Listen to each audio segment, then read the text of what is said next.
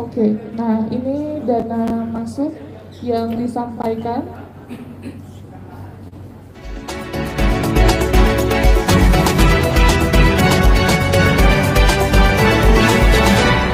Sebesar kurang lebih 1,3. Oke.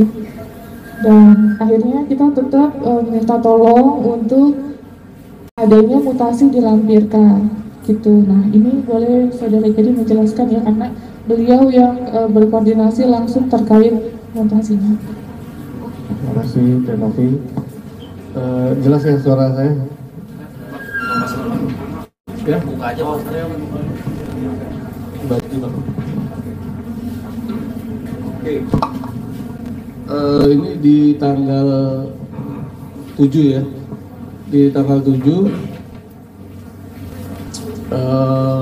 kita minta mutasinya. Di situ ada keterangannya.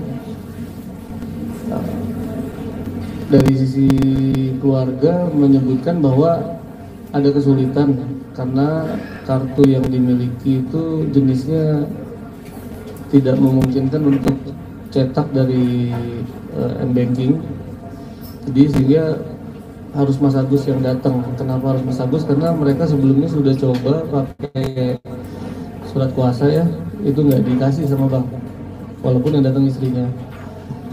Jadi di sini masih menggunakan BPJS mereka. Nah, di tanggal 8 akhirnya Mas Agus itu ke bank, ditemenin sama kuasa hukumnya dari Pos Bakum ya, yang mengurus pidananya perkara Mas Agus dengan Mas pelaku itu ke bank, dan akhirnya didapatkan mutasi yang dimaksud. Selanjutnya mutasi itu 1 hari kemudian mungkin baru dikirim ke saya, dan saya cek di mutasi itu. Mungkin teman-teman media juga udah pernah dengar ya di YouTube. Di situ ada beberapa kali transaksi mulai dari tanggal 27 September kalau nggak salah.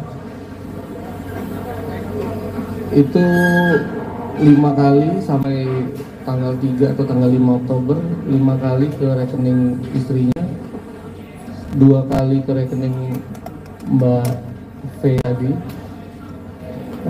1 kali ke rekening kakaknya Mas Agus. Nah, jadi alirannya seperti ini menurut hemat kami gitu kan. Dengan donasi yang sebesar itu, sedangkan mereka juga masih mengupayakan menggunakan layanan BPJS yang dimana memang bagus, BPJS bagus, cuman memang ya itu tadi, dengan kapasitas nasional mungkin banyak antrian.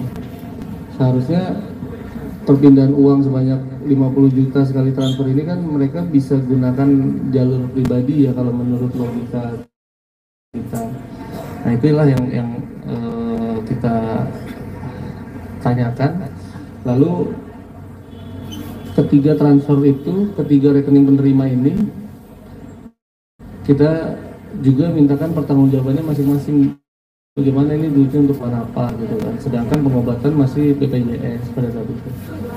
Nah selanjutnya di 11 Oktober, di 11 Oktober itu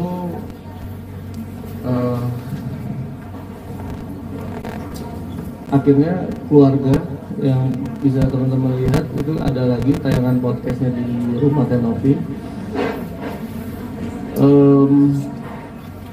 melakukan mediasi, ingin menjelaskan secara langsung.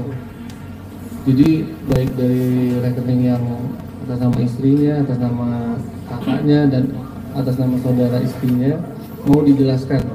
Nah, sedangkan di dalam podcast ini aku kebetulan datangnya terlambat ya, bisa dilihat di situ. Boleh. Di video ini saya berharap ini kita ketemu titiknya nih.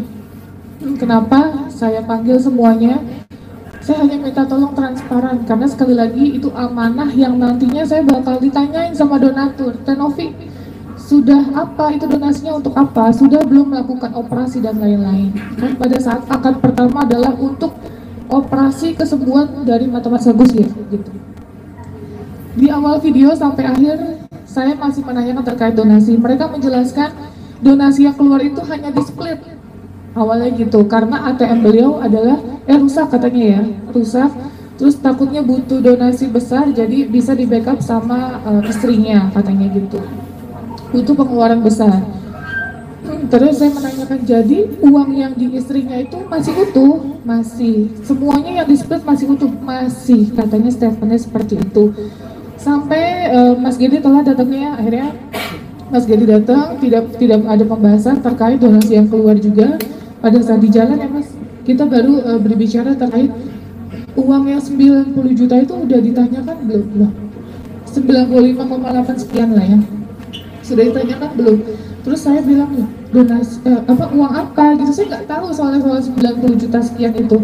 Ternyata uang 90 juta sekian pernyataannya adalah untuk bayar utang rumah gitu ya. Sekali lagi dijelaskan, pada saat ditanyakan untuk bayar hutang rumah, dan di situ jujur saya kaget, karena apa ya, saya kan di sini meminta tolong ya, meminta tolong. Terus saya juga merasa ini adalah tanggung jawab saya, prioritas Mas Agus adalah untuk operasi matanya agar segera bisa melihat seperti sedia kala. Walaupun misalnya ada terkendala sedikit, seenggaknya dia masih bisa melihat dengan satu mata. Awalnya kan saya tahu dia hanya bisa pertahankan satu mata aja gitu. Terus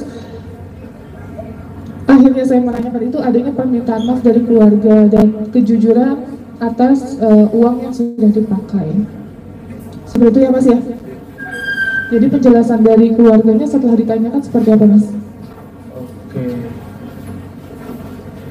Ini kita masih di 11 Oktober ya Mbak. Di 11 Oktober ini sebetulnya para pihak keluarga Mas Agus itu sudah cerita ya ke saya tentang penggunaan uang itu gitu. Dan saya sudah menyarankan silakan langsung disampaikan aja secara langsung ke Teh Novi. Karena kalau melalui perantara-perantara saya khawatir saya akan kurangi atau tambahkan gitu. Jadi saya bantu monitor, dan saya juga udah menyarankan juga kalau orang memang sudah salah tuh nggak akan terlalu dipersalahkan lah, setidaknya minta maaf aja gitu ya. Tapi rupanya dilala di pertemuan ini, karena saya nggak hadir dari awal, beliau tidak menyampaikan gitu. Nah, itulah yang kita juga kaget, kenapa padahal pulang dari sini tanggal 11 itu kita langsung deal perihal 2 poin. Ini 2 poin penting nih di pertemuan ini, kita sepakat semuanya. Jadi bahwa untuk pengobatan Mas Agus akan dialihkan ke RSJC menggunakan dana donasi, dengan kesepakatan bahwa dana yang sebagian besar itu ada di rekening Mas Agus akan dipindah bukukan ke rekening yayasan. Yayasan akan bantu monitor. Karena menurut penjelasan keluarga Mas Agus, ayahnya terutama, beliau ini tidak mengerti caranya bagaimana sih langsung ya mempergunakan uang itu gitu di rumah sakit, daftarnya seperti apa dan lain-lain. Ya maka dari itu disepakati hari ini kita antar ke JSC jam 6 maghrib ya, maghrib. TMF juga ikut, itu langsung kita sampaikan ke dokter di JSC sana untuk apapun tindakan daya dan upaya yang masih bisa dilakukan gitu. Jadi apapun untuk pengobatannya, kesembuhannya. Lalu dimulailah estafet pemeriksaan gitu ya, dari tanggal 11 ini sampai nanti tanggal 18 ya. Jadi kesepakatan pemindah bukuan pun sudah ada di tanggal 11 ini juga, yang dimana nanti di besoknya di tanggal 12 ini Mas Agus juga masih ke JSC pagi untuk Ya, jadi di tanggal 11 itu ke ahli kelopak, seingat saya, di tanggal 12 pagi ke ahli kornea,